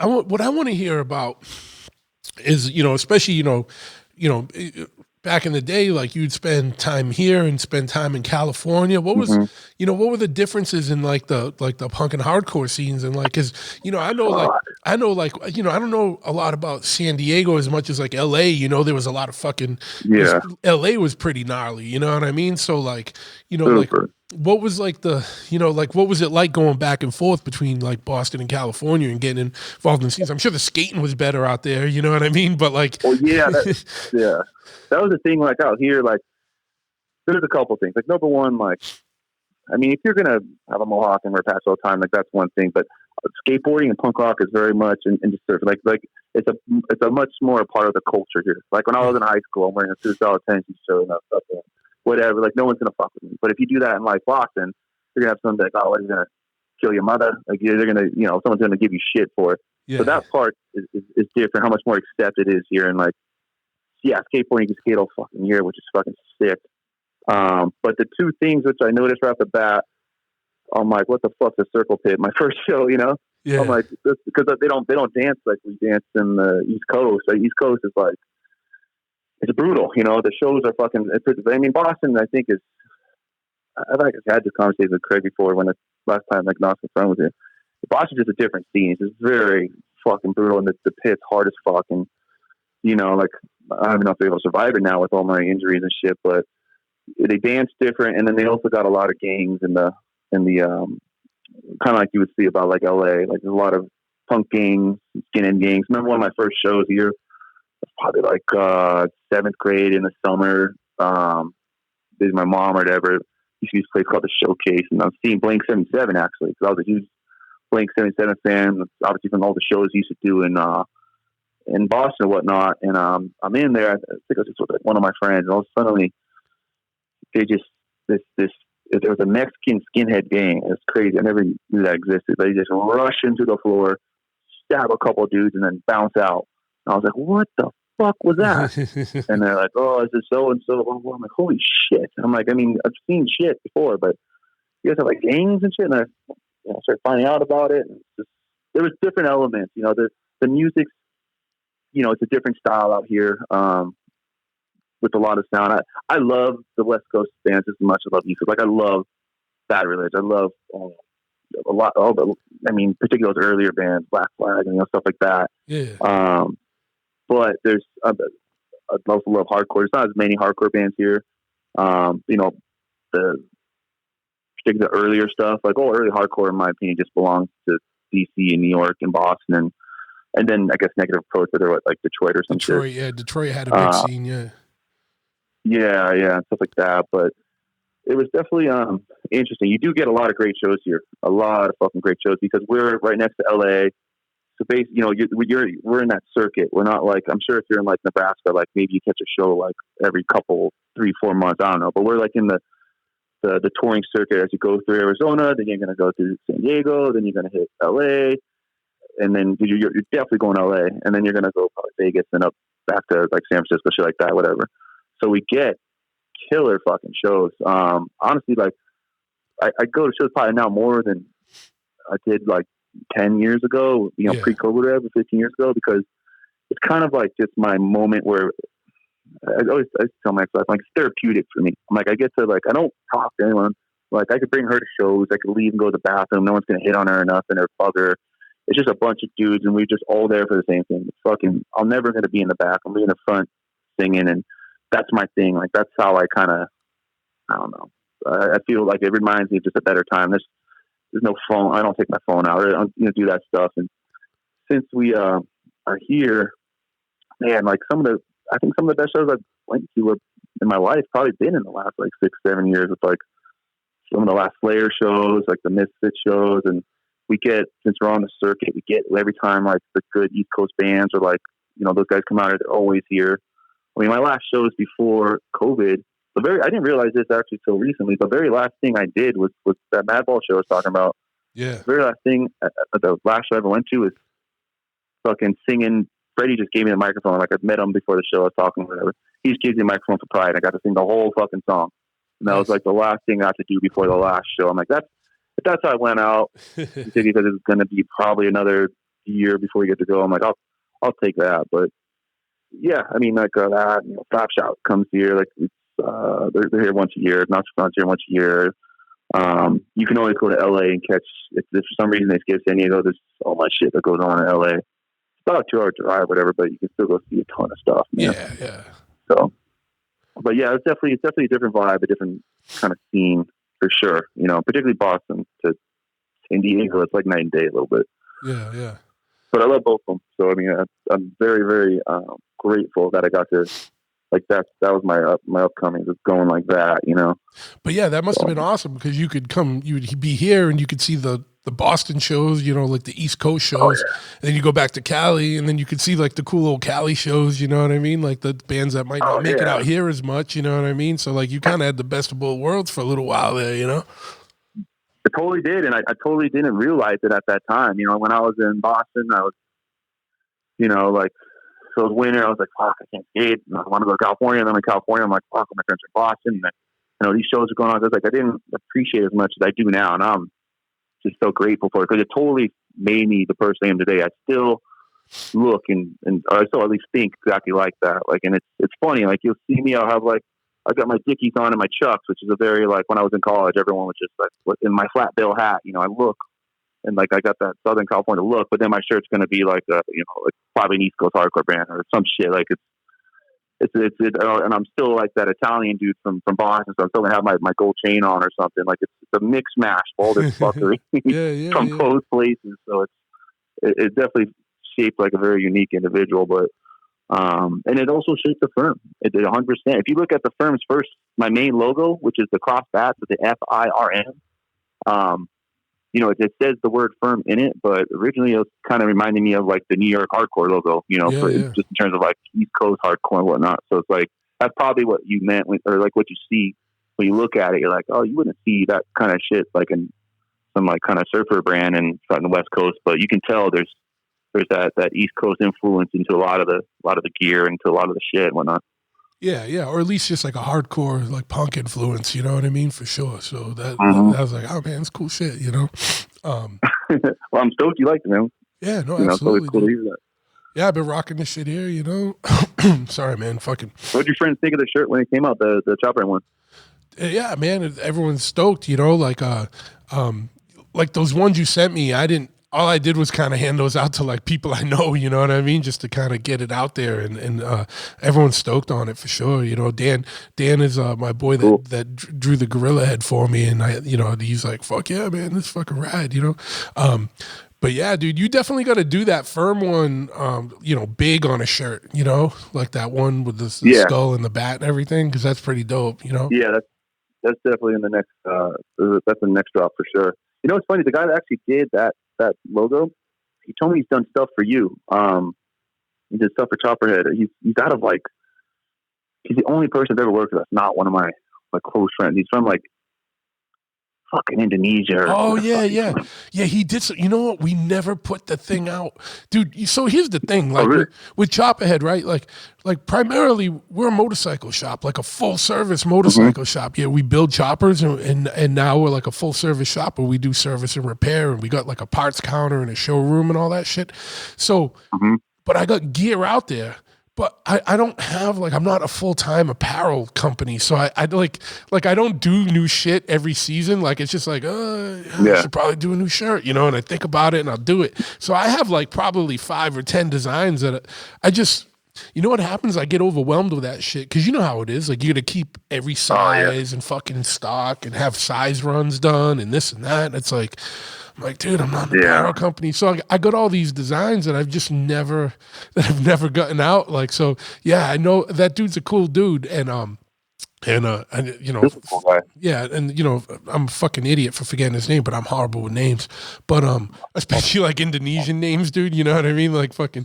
But yeah, dude. Like I still got that design from him, and it's like weird because it's on the background of like the labels on the gloves we do, those Kevlar line gloves, and it's like his stuff is like on artwork, like it's like the background like in gray type of shit, like, and I just haven't done that shirt yet, but I got the design ready to go. I gotta fucking put that out. I gotta step it up and put some new fucking merch out.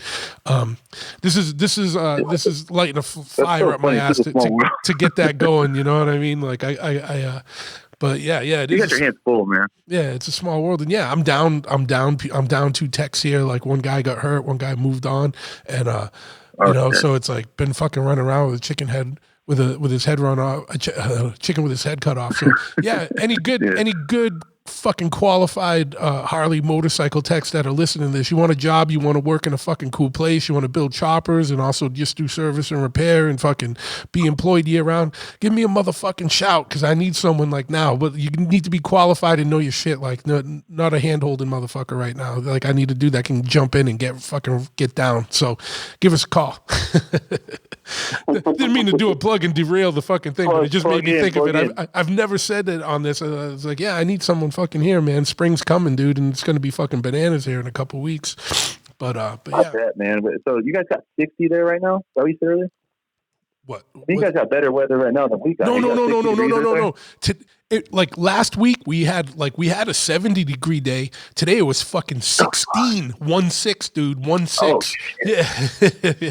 Oh, yeah. We're in that. That's how Boston is. It's one day, particularly once you start getting towards that spring. It's 16 one day, 70 the next day, negative 70 the next day. Yeah, that's why we're all fucking pissed off and fucking all over the place. You know what I mean? Because we're like, fuck yeah, dude, it's fucking 70 degrees. And then the next day it's like, fuck you, dude, I fucking hate life. You know what I mean? That's like a mind fuck. Yeah, we're all bipolar. You know what I mean? Like fucking, because it's like fucking crazy. That's a mind fuck. No, here it's like today it's like raining and it's like 55, and you would think this is the most depressing day of your life, because it only happens like 2 times a year. I was going to say, it just happens to be one of the fucking 2 days that it rains in San Diego. Boo fucking who, dude? Boo hoo. Fucking. Yeah, right. No one's feeling any empathy for you over here. Yeah. Fucking. No, I couldn't do. Yeah, no, the weather when I was in college, I think my roommates just could not. Because I'd be like every day, I'm like, dude, it's so cold. It's been fucking 8 months. I'm like, when does it fucking end? You know, I'm fucking losing my mind here. Fucking then all of a sudden summer comes and it's so goddamn hot. Your brain's dripping sweat and it's humid and fucking.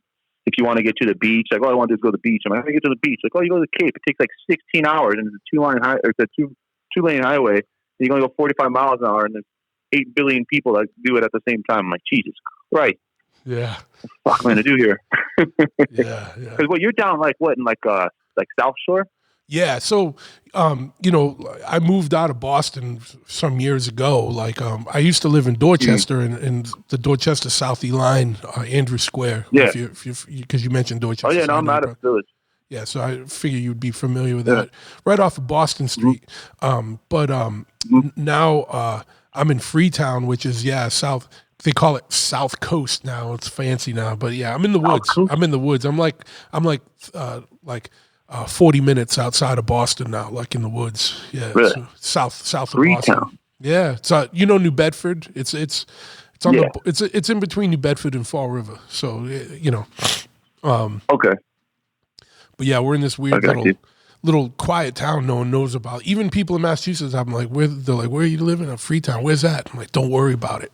Like, don't worry about it. You don't need to worry about it. That's a good Boston response right there. When someone asks you, don't worry about it. Yeah. It's like, if you don't know, you don't need to be here. I don't need more motherfuckers here. You know what I mean? Nah, but obviously, I'm just fucking around. But yeah, man. But the shop, I just live right down the road from the shop, so it's a pretty convenient setup. It was so what it was is that when I opened up the shop here, we opened up in this location about 6 years ago, and dealing with the town was so cool because it's like an old school, just fucking Yankee fucking town, like the town from the 1600s. Like this town existed before the country existed, right? And that's a trip.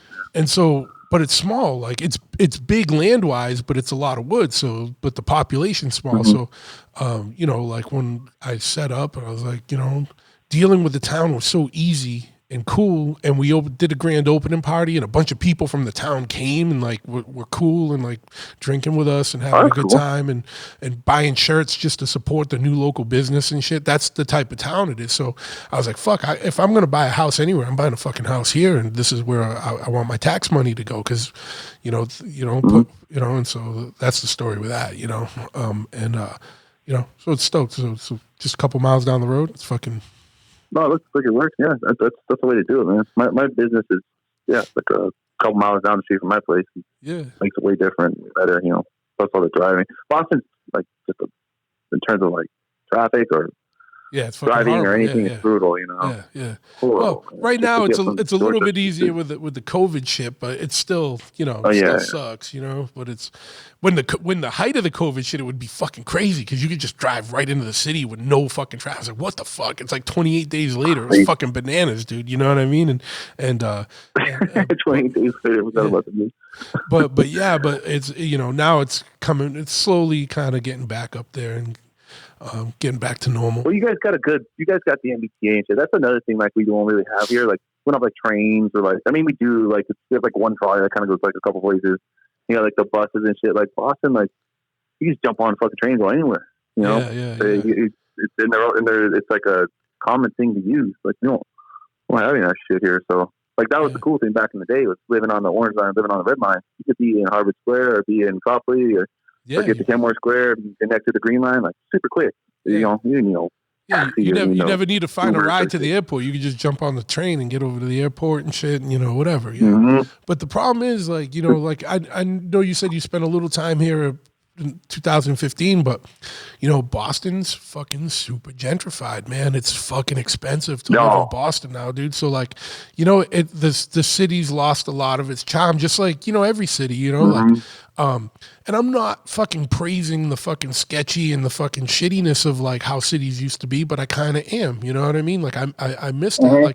Like cities used to have like neighborhoods had more neighborhood feel, and like there was like more shit going on, more local based shit. Like, and now like like where the fucking Rat was, it's like a fucking major hotel chain there now, or like when fucking it's like a fucking like a destination. It's all nice and shit. I'm like Kenmore Square used to be ran by some crazy dude named Butch, and fucking you could fucking it was sketchy, and you were drinking the alleys, and and Butch, like, and for people that don't know, this dude had he was like the first dude with one of those throat things like that, like he had to talk through a little fucking computer thing in his fucking throat, and he had one massive dreadlock. All his dreadlocks fucking grew together into this one massive fucking dreadlock. It was fucking crazy. He was the man. He would buy us our booze and shit, and super cool. He was like the mayor of like Kenmore Square. And he would just, when you went to the Rat, like, where's Butch? And we didn't bring alcohol. We gotta find Butch.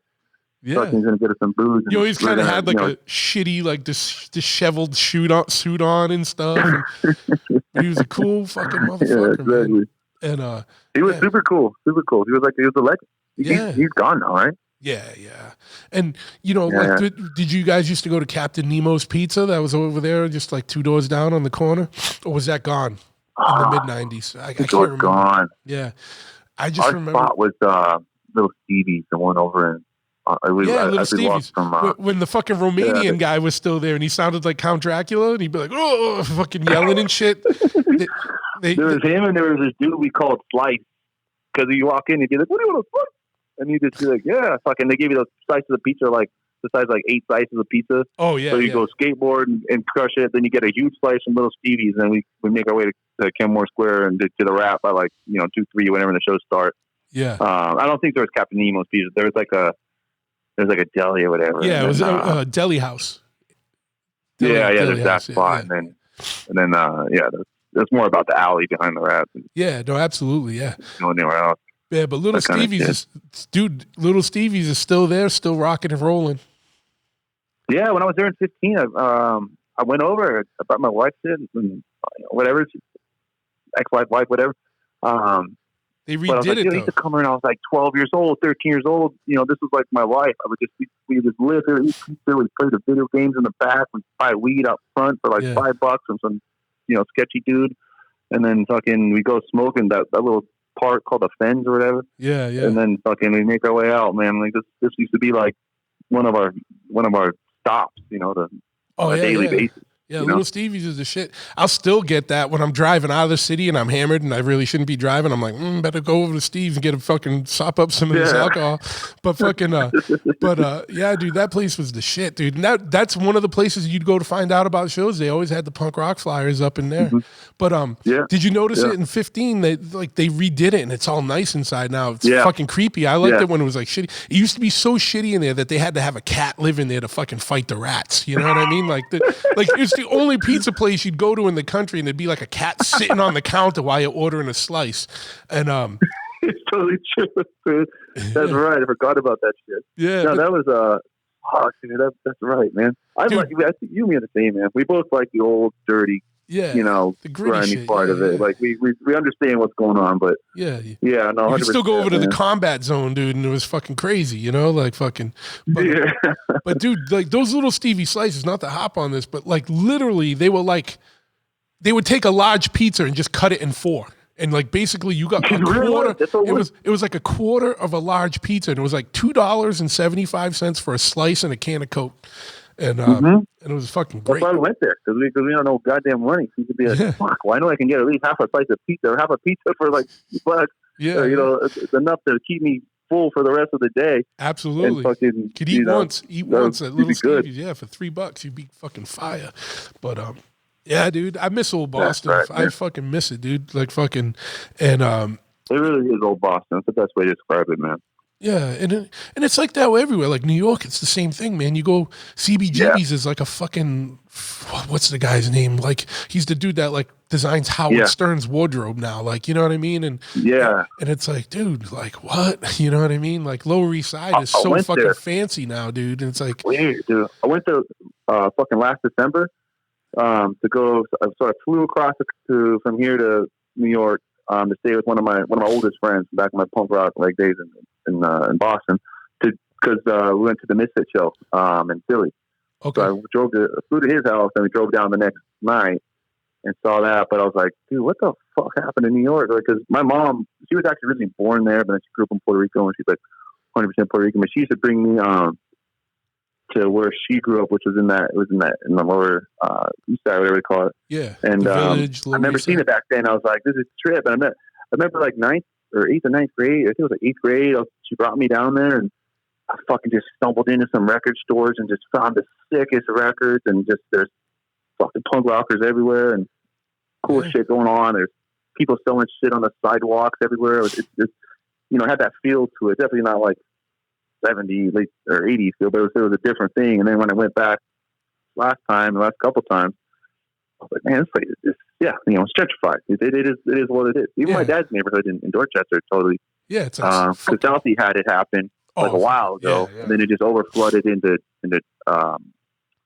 my dad, it's basically like Ireland where he lives. He's the only Italian in this place, and everyone's just straight off the boat from Ireland. Yeah. And then they just bought up all the pubs and everything and changed it. The only one that's still there is you ever been to Erie Pub? Remember that place? Yeah. It's the last bar.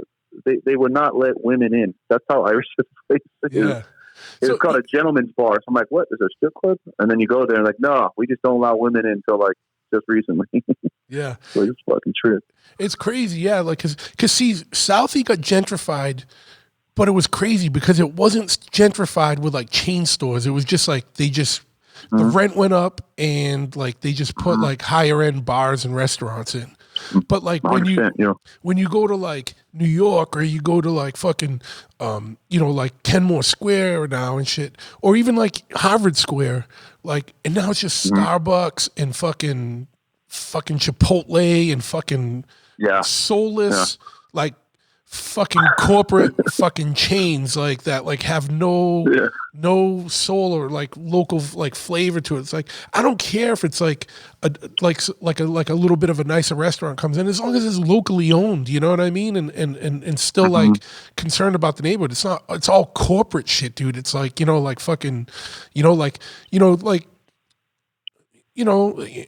just bullshit, dude. Like shit, like I go to Chipotle anywhere, dude. Like I want something fucking cool here. Like do some new shit. You know what I mean? Like, and it's just like, and like fucking, I don't know, fucking basic ass motherfuckers shit. You know what I mean? Like, and it sucks. It's like that was one of the things when I was in Boston. It's like there was no Mexican food besides Chipotle, and I need to have like California burritos. I need to have my Mexican food, and I'm like, fuck, like this Chipotle, that's it. And then you got this one spot, but these foods aren't even Mexican. They're like Brazilians and Puerto Ricans or some shit. Like, there's a few spots now, like, and like, dude. Like, so one of my ideas years ago, because when I was in Arizona in like 95, to 98, like I was getting some bomb ass fucking Sonoran style fucking Mexican food. And I was like, fuck yeah, dude. I was like, I need to open up one of these places out in Boston, man. And fucking, I would make money hand over fist. I was like, I'll just like work at one of these places, befriend some motherfuckers, be like, come on, move with me to Boston. I'll hook you up, blah, blah, blah.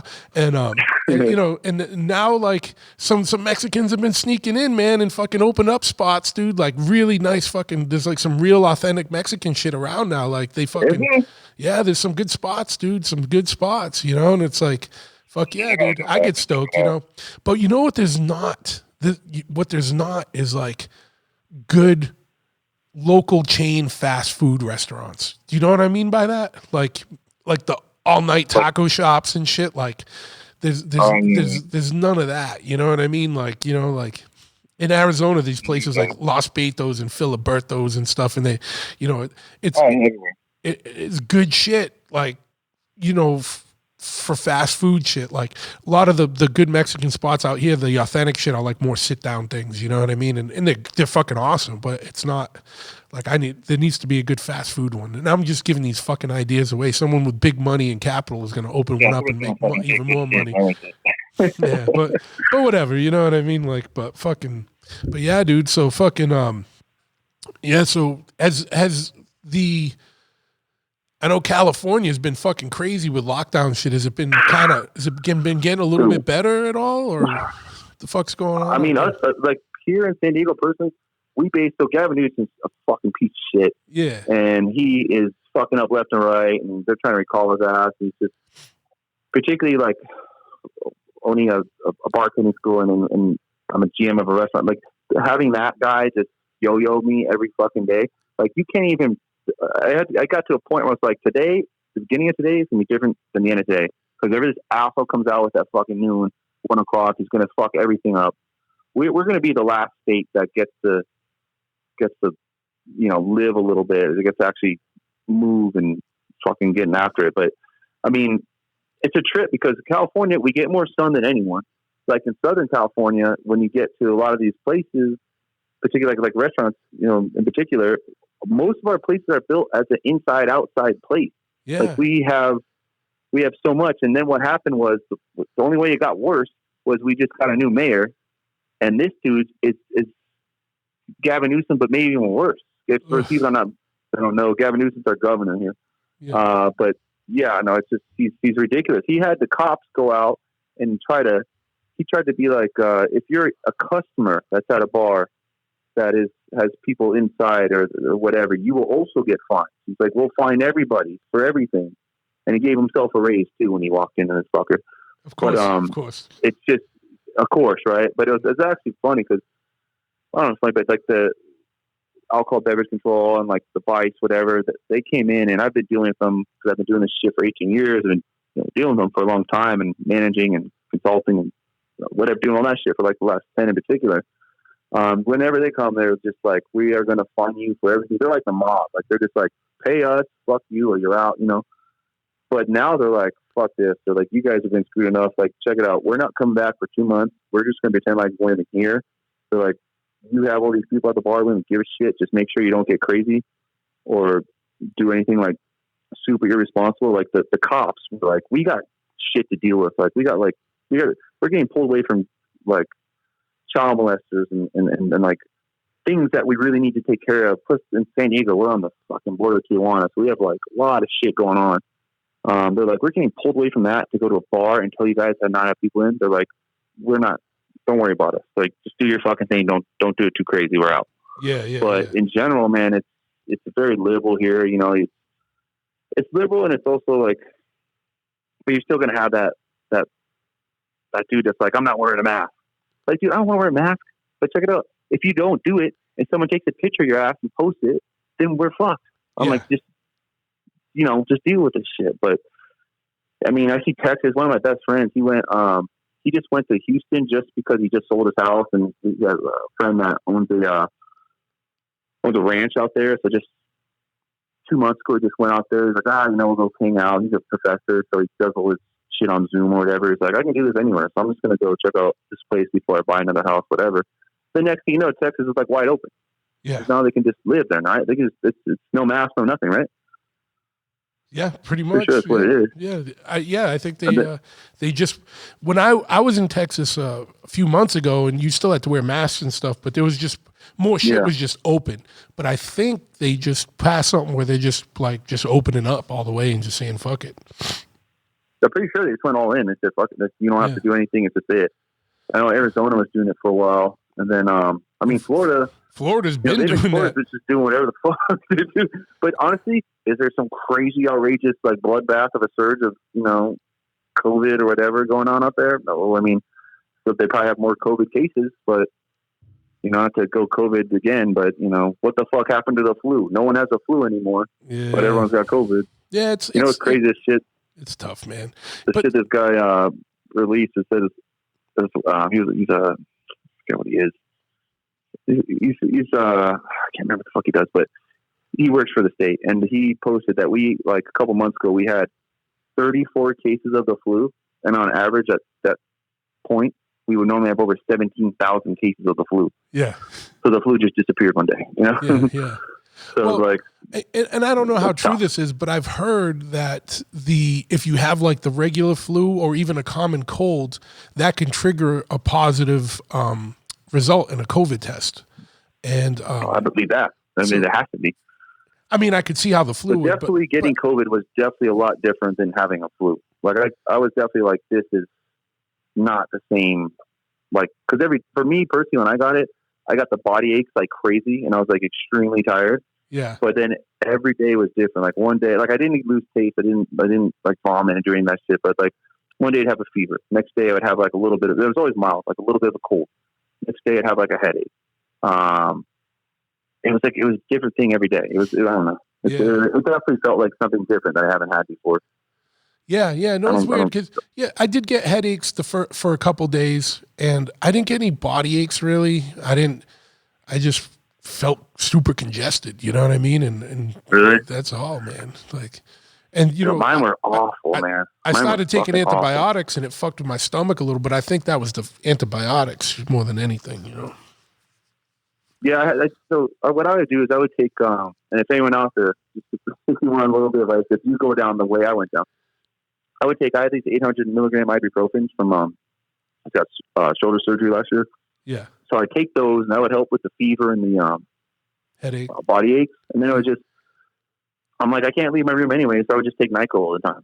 And I would that would help with the little cold and the rest of the fever, and kind of was basically a bit. Mine with that and fucking whatever. But something I heard was that from a lot of people is that if you take Pepsid, it actually helps kind of lessen the symptoms too, or help manage the symptoms. Really? Yeah. Pepsid AC or something one of those things. It's which I had anyway because I get some heartburn and shit every now and then. So yeah, I'd pop those. I just kept doing my vitamins. Mine was fucked up because the way my shit went down was I got the COVID for the 2 weeks, and I definitely affected my appetite. And then right after I got COVID, I chipped my fucking wisdom tooth in half. It just got super fucked up, and I don't know what the hell I did, but I couldn't even eat. Then I had to get it pulled, and then you can't eat any solid foods for a week, and you got to take all these other things. So I spent 2 months hell. Yeah, I was fuck this. But honestly, just since I couldn't leave my room, I just designed more shirts for the firm and just got to do more shit. And I'm well, I got fucking 40 more fucking t-shirts and designs and more ideas, and at least I know what I'm going to do. Once the shit's over, I have a whole game plan and timeline set up and, whatever. But besides that, there's nothing good about it. Yeah. I just can't wait for there to be shows again. Fuck, I miss shows so goddamn much. I do a flyer of the week. If you guys want to follow the Instagram, it's _, I just went to firm, clothing.com. That's the firm. But point is, yeah, I'll post like my flyer of the week just because I miss shows so goddamn much. Oh yeah. The.firm.clothing. I don't even know what the hell it is anymore. But the last one, I just posted one the other day. It's an old school show from the Exploited and Suicidal and Channel 3 Vandals and Aggression. I was like, fuck, that must have been the sickest show ever. And I can't wait to get back after it. I think at this point, I mean, the firm might just turn into like a booking agency just because I miss shows so much. I want to make sure we get as many as we can. Absolutely. So yeah, your Instagram is the.firm.clothing. Yep. I'm looking at it right now. I just pulled it up just to make sure. And then the website's just www.thefirmclothing.com. I'll put all this in the show notes too, so people don't have to try and remember it. You know, like if you forgot what we're saying, just go over to the show notes and there'll be links there and everything. But yeah, dude, anything else before we fucking wrap up? I want to do another one of these. I say this all the time. It's, you know, it sucks, but you know, to have to do this shit over the phone. But you know what? Guess what? It's better than not doing one at all. And sooner or later, I'll be back out because, you know, like I said, my boy Big Nick lives out there, and I usually go visit him and stuff. So I'd love to get you out here, man. Yeah, so to run you around, you get you all fucked up to trip out. Yeah, absolutely, dude. And you know, I definitely, you know, we'll do another one of these when we can do one in person and have some drinks and have more fun with it. But yeah, anything else before we wrap up today? I mean, we gave out the social medias and shit. Like, definitely check the shit out. It's cool fucking designs, and you'll be stoked on the shit. But yeah, anything else before that we didn't touch on today? Again, like, I'm sorry. I was saying anything else we need to touch on today, you know, that I overlooked or we didn't talk about? Honestly, again, like I kind of said earlier, like I appreciate you and everyone that supported the firm. You know, I'm just very, very thankful for everyone. Even though, you know, it's been a tough year for everybody, it's just so cool to see how supportive people can be. Like you said, like when you got sick, whatever, you know, it's just like, there's a light to the end of it. As much as we talk about like the shittiness of, COVID, whatever, and like the lights in the tunnel. Hopefully, it brings people a little bit closer, and hopefully, it makes people like more how much support goes. Yeah, you know? Absolutely. So in general, just thank you to everyone. You know? Yeah, and hopefully, it makes people more appreciative of what we had before, and everyone and make people want to bring it back. You know what I mean? And make it better. Like let's fucking get shows going again. Come out and see the bands. Don't fucking just sit them out anymore. Like fucking get out there and fucking live. You gotta live. You know, as soon as this shit opens, like you got a year and a half of life to catch up on. You know what I mean? Like you know, not TV life or fucking sitting around the house life. Like getting out and living life. Like so, get prepared to go fucking 100% fucking full gear into fucking jumping into life again, man. Like that's what I'm chomping at the bit, fucking waiting for this shit, dude. Like you know what I mean? I cannot fucking wait. You know. But 100%, man. And if anything else, man, just to people like that want to start businesses or that want to, a lot of people, they want to do it, but they don't do it because they're just scared about that risk. Just fucking do it, man. Like you're a great example. You know, you did your shit your way, like the way you handle Choppahead, whatever. I'm very similar because I'm like, I'm not going to change who I am. I'm not going to throw some like different kind of theme. Like it is what it's like. This is who I am. I want my company represent who I am, and the way you did is awesome. Like you don't have to change who you are, whatever you are, to do things your way. You know, small business is the heart of this country, and just go ahead and do it, man. If it doesn't work out, it doesn't fucking work out, but at least you fucking try. Absolutely, you know? Because life's short. You know, life's fucking short. So just get after it. You never know what's going to happen, but try. You're never going to meet someone that's going to be like fucking truth. That's going to be like, hey man, let's supposed to do some cool shit. Let's hang out and talk. And you know, you never know who the fuck's going to come through and help you out, and you never know how shit's going to boil out anyway. So go make that move and do it, because that's the cool shit, man. And that's living life, man. Yeah, and the way I look at it, like you said, is you don't do the shit the way you want, and there's gonna be people that roll with you about it, and there's gonna be people that it ain't their shit. And don't be disheartened or don't take offense when someone doesn't like it. You know what I mean? Because you know, like 100%, Choppahead ain't for everyone. I know that. You know what I mean? Like and it's cool. Like, but you know what? If you come into the fold and you like the shit, like fucking yeah, we'll roll. And if not, it's cool. Like go find your own lane. Like it's cool. Like there's shit in the motorcycle, like a shit like that I said earlier that I don't like. That's not my lane. Like, you know what I mean? So, but we can coexist and, you know, be civil. You know what I mean? Exactly. Coexist, be civil. If you get your face tattooed, we won't beat you up. We'll just say some things, but whatever. Yeah. But if you don't want to be civil, we can be uncivil too. I'm cool with whatever. I just don't give a shit anymore. Like, you know what I mean? It's fucking, it's fucking whatever, dude. You want to do it? Whatever. Like, let's do it. Fucking, But, 100%, man. Yeah, absolutely, man. Well, fucking dude, it was fucking great talking to you. I'm gonna shut this off here.